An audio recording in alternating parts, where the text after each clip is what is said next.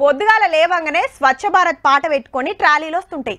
తడి చెత్త ఓ డబ్బల, పొడి చెత్త ఓ డబ్బల తెచ్చేస్తే వాళ్ళు తీసుకుపోయి డంపింగ్ యార్డ్ల పడేస్తారు. దేశమంతా తేటగుండాలని గీ కార్యం పెట్టుకున్నారు. ఈడికి మంచిగానే ఉన్నది. మన పట్నంలో లెక్కనే ఆడాడ చెత్తకుండి లేకుండా వేసే వరకు ఊకుంటారా? తొవ్వ మీదనే వేస్తుంటే గుట్టలే పెరిగిపోతుంది చెత్త. ఇక చెప్పుకోవాల్సింది గీ చెత్త ముచ్చట. దునియా మొత్తంలా ప్లాస్టిక్ వాడుట్లా తోపులు ఎవలో ఎరికేనా? ఇంకెవలు మనమే.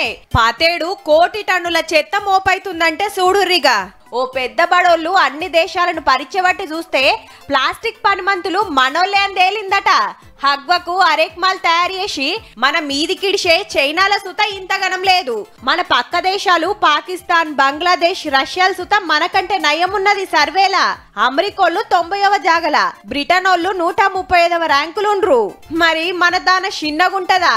పొద్దుగాల పాల ప్యాకెట్ కాంచి కూరగాయలు తెచ్చినా, సరుకు సౌదాలు పట్టుకొచ్చినా, బట్టలు కొన్నా, బూట్లు అమ్మినా, ఇంకే తీసుకున్నా అబ్రక్ కాగితంలోనే వేసుకొస్తాం. ఇంటికాంచి సంచి పట్టుకోవడు బరువు నాముషి అనుకుంటాం. అదొకటేనా? ఇంట్లో తినే ప్లేట్లు, తాగే నీళ్ళ బాటళ్ళు, తానం చేసే బకెట్లు, కూసునే కుర్చీలు, పోరలాడుకునే బొమ్మల కాంచి ప్లాస్టికేనాయే. వాడినన్ని రోజులు వాడుడు, ఖరాబ్ అయితే బయట పడేసుడు. అవేమన్నా మట్టిలో కరిగేటియా?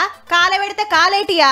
ఏండ్లకేండ్లు అట్లనే పాడైతాయి. గుట్టలు మోపై గాలిని గలీజ్ చేస్తున్నాయి, భూమిని తెరలు చేస్తున్నాయి. బట్టల సంచిలో, నార సంచిలో వాడాలే. ప్లాస్టిక్ దగ్గియాలని ఎంత మొత్తుకున్నా నాకు కాదు నా తోకకు చెప్పన్నట్టే చేయబడుతుంది. ఫైన్లు రాస్తున్నా పట్టించుకోము. కానీ ప్రకృతి ఖరాబ్ అయితాంది.